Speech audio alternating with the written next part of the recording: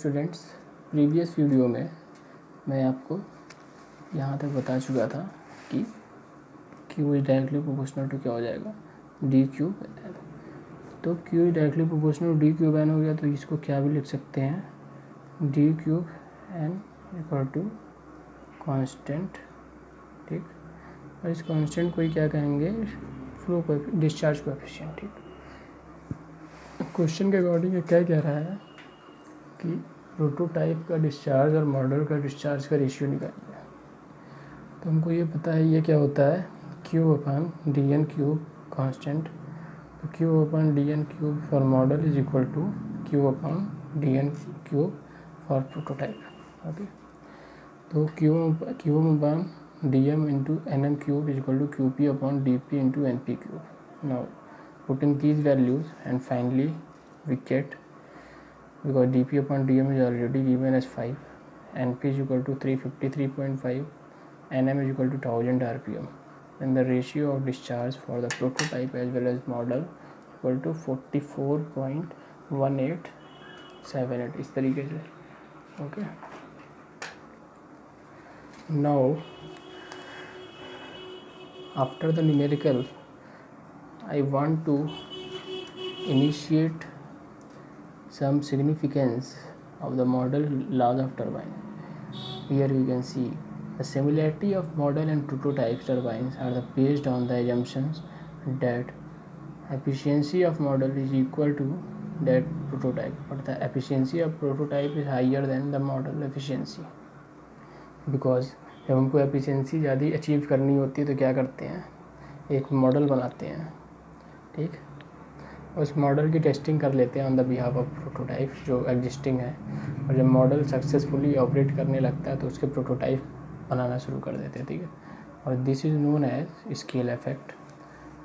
For to establish a model या model relationship के लिए कितने टाइप के कोएफिशिएंट होते हैं, first one is flow coefficient. Already we know that discharge is equal to actual area into flow velocity, and actual area into flow velocity is this pi dp into pf, and this is pi d square into vf, and this implies that q is directly proportional to d square under root h. Okay, now here q is directly proportional to d cube n. Now remove the proportionality sign. This implies that q upon n d cube is equal to constant, and this constant is known as flow coefficient. Now next is head coefficient, because cs is equal to this formula, and from this relation we know that under root h is directly proportional to dn. Squaring both sides, after squaring we get h is directly proportional to d square n square. Okay, then h upon d square n square is equal to constant, and this constant is known as head coefficient. Next coefficient is power coefficient. We know that power is directly proportional to discharge into head, and q is directly proportional to nd cube, and h is directly proportional to d square n square. This implies that p will be directly proportional to d to power 5 n cube, and this implies that p upon n cube d to power 5 is equal to constant. This constant is known as coefficient of power. Now some very important points regarding model relationship. For the performance of turbine oblique pump, unit quantities would be in term of net head. जब भी हम unit quantity की बात करेंगे तो किसके term में होगा, वो नेट हेड के टर्म में होगा। ठीक, therefore all the parameters should be converted into head. If the unit speed is in term of head, then the speed may be termed as unit speed. If the discharge is termed in the form of head, then discharge may be termed as unit discharge, and same thing will be for power as well as specific speed. Okay, now for model relationship क्या होता है, जितने भी terms होते हैं उसको diameter N के term में कर लेते हैं। ठीक, क्योंकि मॉडल रिलेशनशिप की इम्पोर्टेंस होती है किसमें, कोई भी पंप डिज़ाइन करने के। ठीक, तो इस तरीके से हम कुछ मॉडल रिलेशनशिप के सिग्निफिकेंस के लिए न्यूमेरिकल पढ़ लिए। और यहाँ पे हम फिर से आपको performance of turbine unit quantities में फिर से बताते हैं, ऑलरेडी डिस्कस भी कर चुके हैं। ये क्या होता है, N U equal to N upon under root H, U equal to pi D N by 60। तो यहाँ से ये सारे रिलेशंस होते हैं। ठीक, तो इस सबका एक की वर्ड होता है कि वेलोसिटी का रिलेशन कैसे होता है। कैसे हम जान जाते हैं कि under root H directly proportional to किसके है, टी एन।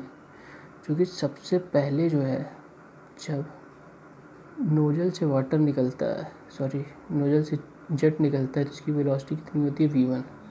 और v1 इक्वल टू क्या होता है, uv अंडर रूट 2gh।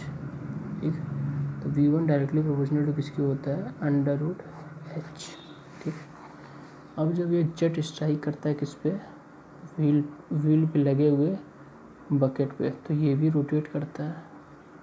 क्या करता है, रोटेट करता है। तो इसको फिर इसकी कुछ स्पीड आ जाती है n। तो इसका मतलब सबसे पहले क्या आया, v1, फिर क्या आया, u। ठीक, और फिर क्या आया, रिलेटिव वेलोसिटी।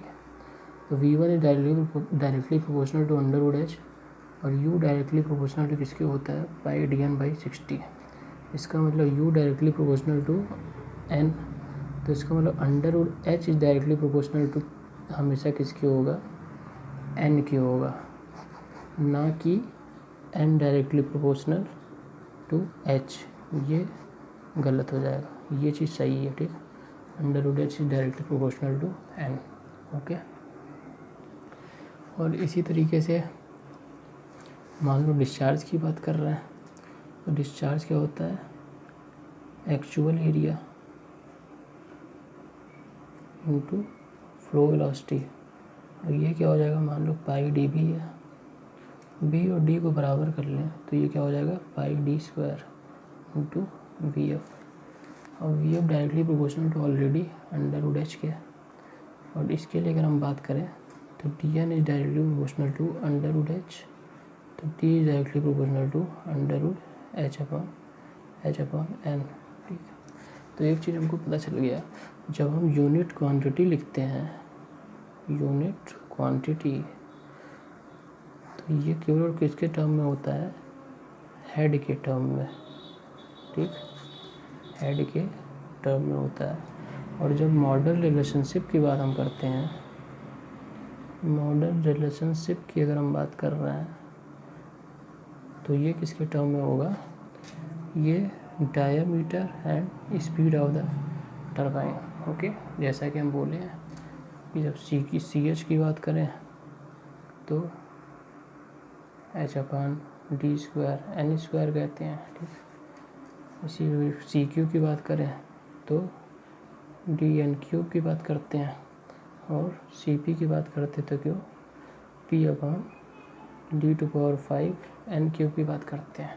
तो कहीं ना कहीं डायमीटर स्पीड कॉमन है, बाकी न्यूमरेटर में जो टर्म है उसी का कोएफिशिएंट करते हैं। तो मॉडल रिलेशनशिप में जो टर्म्स होते हैं वो किस में भी होते हैं, वो आपके डायमीटर और स्पीड के टर्म में होते हैं। जबकि यूनिट क्वांटिटी में क्या होता है, वो सिर्फ और सिर्फ हेड के टर्म में होता है। और जब ये हेड जो होता है, हेड की वैल्यू जब 1 हो जाती है तो उस क्वांटिटी को क्या कहते हैं, यूनिट क्वांटिटी। ठीक, अगर इस वैल्यू यहाँ पे h की वैल्यू 1 हो जाए तो पावर की वैल्यू, ये वाली पावर की वैल्यू क्या हो जाएगी, यूनिट पावर हो जाएगा। ठीक, इसी तरीके से डिस्चार्ज में जब h की वैल्यू 1 हो जाती है तो वो क्या हो जाता है, यूनिट डिस्चार्ज। हेड की वैल्यू 1 हो जाती है, स्पीड की वैल्यू 1 हो जाती है तो क्या हो जाता है, unit speed. Okay, thank you.